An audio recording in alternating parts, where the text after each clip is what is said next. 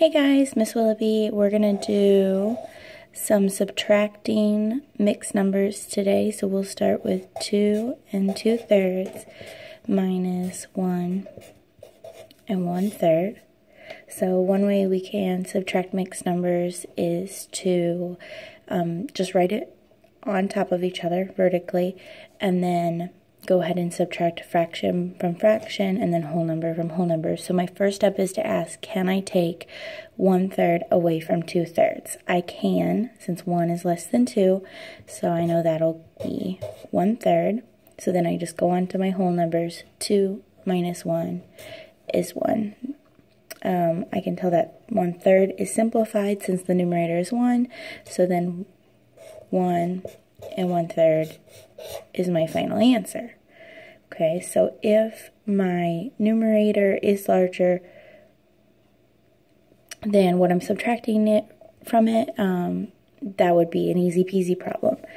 Where we might run into some more difficulty would be if my numerator in my first mixed number is less than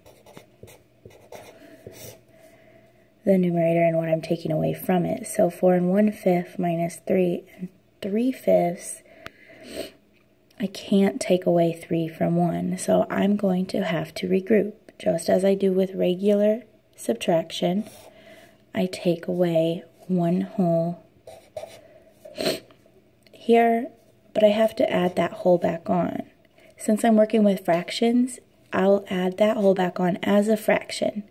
Now remember, a fraction can be any number over itself would be a whole number.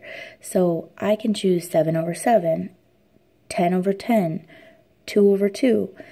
I can choose anything I want to be as long as the numerator and the denominator are matching. However, I know if I'm going to be adding it with a 5th here, it makes the most sense to make my denominator a 5, just so I can add like fractions.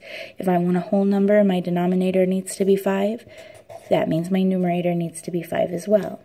So for organization's sake, I'm going to go ahead and just rewrite my problem since this is so messy over here now. I no longer have 4 holes, I now have 3 holes.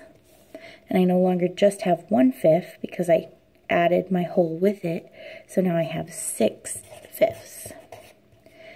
Even though that is improper, that's a-okay because I'm purposely making it improper so that now I can take away 3 3/5. So now when I go ahead and subtract, can I do 6 take away 3? I absolutely can. 6/5 minus 3/5 is 3/5. And then my wholes, 3 minus 3 is 0. So I'm left with the fraction 3/5, which is already simplified. So my work with this problem is done.